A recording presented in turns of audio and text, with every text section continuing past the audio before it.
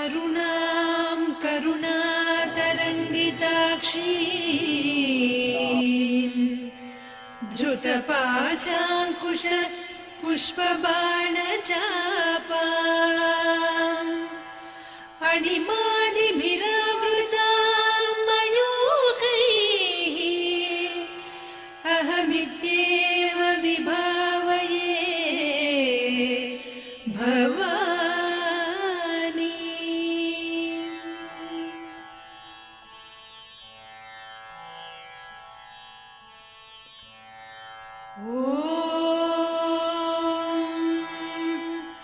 श्रीमाता श्रीमहाराज्ञी श्रीमत्सिंहासनेश्वरी चिदग्निकुण्डसम्भूता देवकार्यसमुद्यता उद्यद्भानुसहस्राभा चतुर्बाहुसमन्विता रागस्वरूपपासाढ्या क्रोधाकाराङ्कुशोज्ज्वला मनोरूपेक्षुकोदण्डा पञ्चतन्मात्रसायका निजारुणप्रभापूरमज्जद्ब्रह्माण्डमण्डला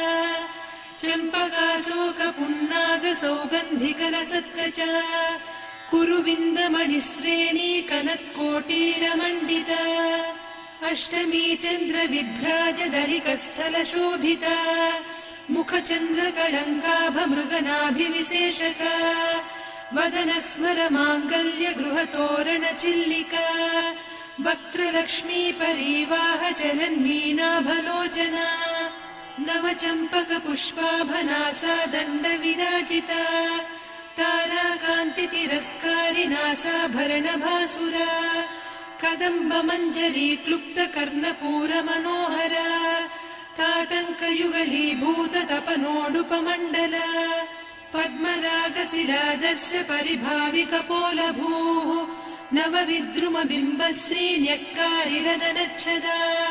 शुद्धविद्याङ्कुराकार द्विजपङ्क्तिद्वयोज्ज्वला